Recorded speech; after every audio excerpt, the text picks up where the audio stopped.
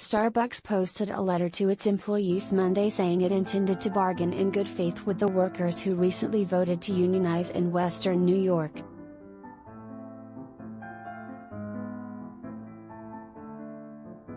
Rossann Williams, head of the coffee chain's North America operations, said the company did not want a union inside its workforce but would respect the legal process.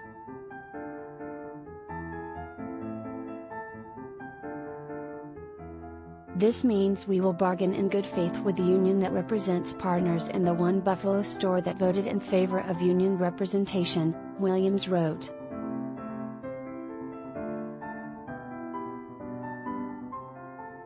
Workers in the Buffalo area held a trio of elections earlier this month to determine whether they would unionize.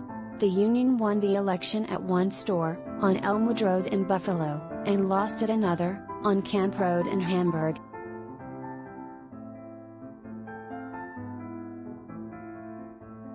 The results of the third election, for a store on Genesee Street in Cheektowaga, haven't yet been finalized due to challenged ballots, but the count is leaning in the union's direction following the initial tally.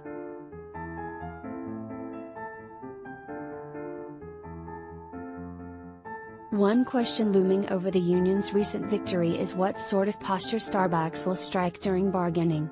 It can be notoriously difficult for newly unionized workers to secure a first collective bargaining agreement, due to the ability of employers to stall and drag out the process in hopes of wearing down union support.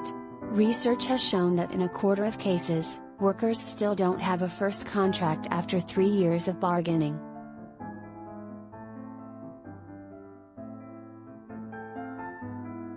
Williams said Starbucks intends to bargain earnestly, though no company would publicly broadcast its plans to bargain in bad faith.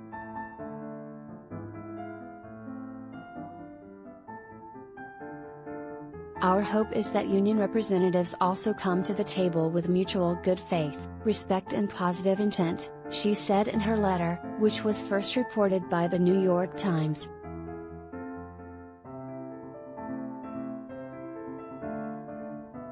Winning a strong agreement with solid gains will almost certainly require more organizing by the nascent union, Starbucks Workers United.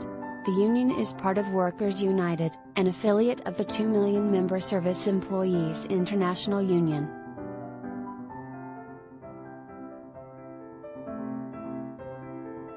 Jazz Brysack, a barista at the store that unionized, said after the vote count that the fight isn't over until we get a contract.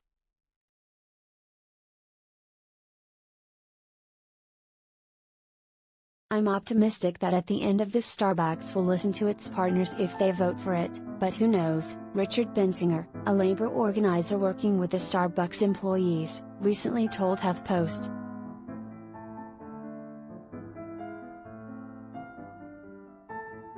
One certain way the union could increase its clout with the company is to win more elections and represent more employees. Starbucks Workers United has filed for 3 other elections in the Buffalo area, 2 more in Boston, and 1 more in Mesa, Arizona, although the National Labor Relations Board has not scheduled any votes yet.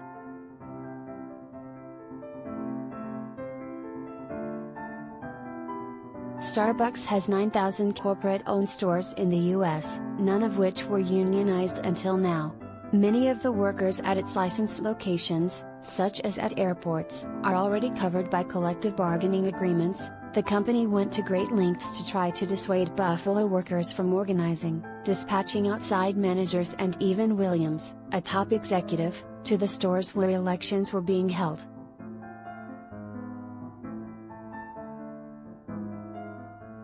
The union filed objections with the NLRB fighting the preliminary results of the election it lost, claims the company waged an aggressive anti-union campaign that dramatically and negatively affected the result of the vote, according to a statement from the union.